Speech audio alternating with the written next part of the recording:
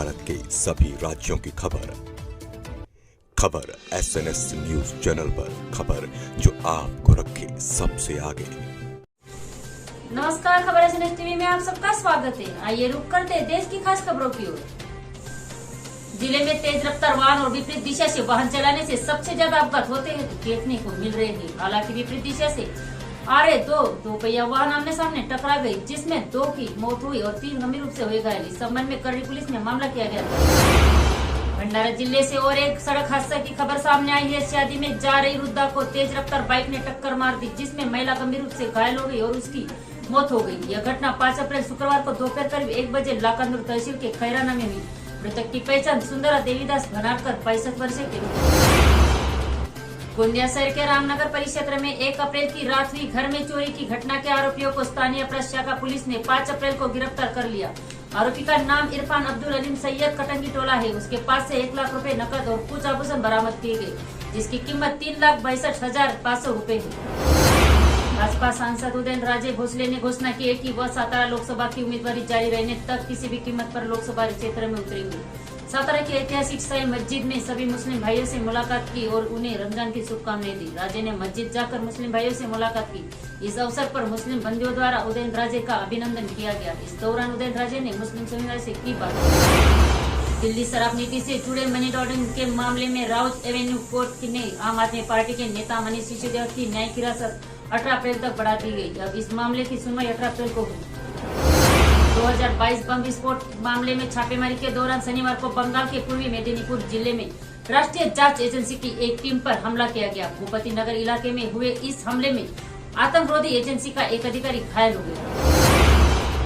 बॉलीवुड अभिनेत्री और हिमाचल की मंडी सीट से बीजेपी कैंडिडेट कंगना रनौत का एक वीडियो सोशल मीडिया पर वायरल हो रहा है, जिसमें उन्होंने सुभाष चंद्र बोस को स्वतंत्र भारत का पहला प्रधानमंत्री बताया था। इस मामले में तीखी आलोचना के बाद कंगना अपनी बात पर कायम है। राजस्थान के अजमेर में नाबालिग के अंग्रेज पीड़िता को स्कूल प्रशासन की ओर से परेशान करने का मामला सामने आया है। जानकारी के अनुसार नाबालिग दुष्कर्म पीड़िता के 7 अक्टूबर में सामूहिक दुष्कर्म हुआ था। उसके कुछ समय बाद वह स्कूल गई तो उसे स्कूल प्रशासन ने यह कहकर वापस भेज दिया कि छात्रा के अभी स्कूल आने से बदनामी होगी, इसलिए दिसंबर में आना।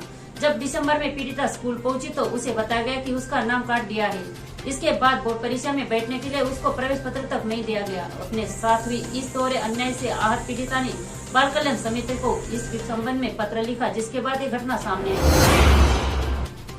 भगत सिंह और बाबा साहेब अम्बेडकर की तस्वीर को बीच लगे दिल्ली के मुख्यमंत्री अरविंद केजरीवाल के फोटो को लेकर शहीद आजम के पोते अरविंदर सिंह संधू बुरी तरह भड़के हैं। उन्होंने इस मुद्दे पर दिल्ली सीएम के नेतृत्व वाली आम आदमी पार्टी को घेरा और कहा कि जिस तरह से तस्वीरें लगाई गई उसे देखकर उन्हें बहुत बुरा लगा और अफसोस भी हुआ। आपको इस तरह से महान लोगों के साथ अरविंद केजरीवाल की तुलना की कोशिश नहीं करनी चाहिए। महाराष्ट्र के अकोला में एक 31 साल की युवती के साथ दुष्कर्म का मामला सामने आया है। पीड़िता की शिकायत पर पुलिस ने आरोपी के खिलाफ केस दर्ज कर जांच शुरू कर दी है। पुलिस का कहना है कि आरोपी फरार है और उसे पकड़ने का प्रयास किया जा रहा है। बताया जा रहा है कि आरोपी पिछले 3 सालों से युवती के साथ दुष्कर्म की घटना को अंजाम दे रहा है। मुंबई में साइबर ठगों ने एक महिला प्रोफेसर को 1 लाख रुपए का चूना लगा दिया। दरअसल ठगों ने नकली पुलिसकर्मी बनकर महिला को फोन किया और उसे बताया कि उसका बेटा उनकी हिरासत में है, उसे छुड़ाने के लिए 1 लाख रुपए देने होंगे। महिला ने ठगों द्वारा दिए गए अकाउंट में 1 लाख रुपए भेज दिए, जिसके बाद उसे बाद में खुद के साथ हुई इस ठगी की जानकारी मिली। पशु अधिकार संगठन peoples for ethical treatment of animals ने हाल ही में महाराष्ट्र के विधायक रोहित पवार के खिलाफ चुनाव आयोग के अधिकारियों और एनसीपी के मुखिया शरद पवार को एक पत्र लिखा है। पेटा ने रोहित के खिलाफ प्रेस कॉन्फ्रेंस में केकड़ा लटकाने को लेकर उनके खिलाफ कार्रवाई की मांग की।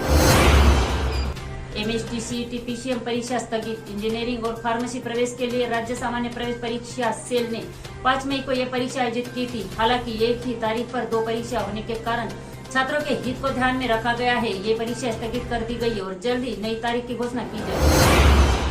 खापा चौपुली मार्ग खतरनाक होता जा रहा है। नियम है कि सड़कें अच्छी गुणवत्ता वाली और दुर्घटना रहित होनी चाहिए। राजमार्ग प्राधिकरण इस पर पूरा ध्यान देता है, लेकिन 3 जिलों को जोड़ने वाले अति महत्वपूर्ण राष्ट्रीय राजमार्ग खापा का चौपुली चौक हादसों का हॉटस्पॉट बनता जा रहा है। लोक निर्माण विभाग हादसों को रोकने में नाकाम है। चौपुली पर अब तक कई छोटी बड़ी दुर्घटनाएं हो चुकी है और निर्दोष वाहन चालकों और नागरिकों की जान जा चुकी है। तुमसर, रामटेक, गोंदिया, भंडारा के साथ साथ मध्य प्रदेश के बालाघाट राष्ट्रीय राजमार्ग से जुड़े हुए हैं। राजापुर निवासी मंगेश जीवतन शेंडे 24 वर्ष होली के पूर्व 23 मार्च 2024 से लापता था, जिसकी शिकायत पुलिस स्टेशन में दर्ज की गई थी।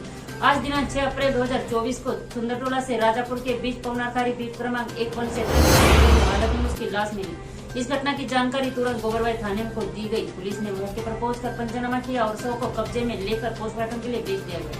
अनुमान लगाया जा रहा है कि साइटिका रोग से पीड़ित होने के कारण मंगेश ने फांसी लगाकर आत्महत्या कर ली होगी।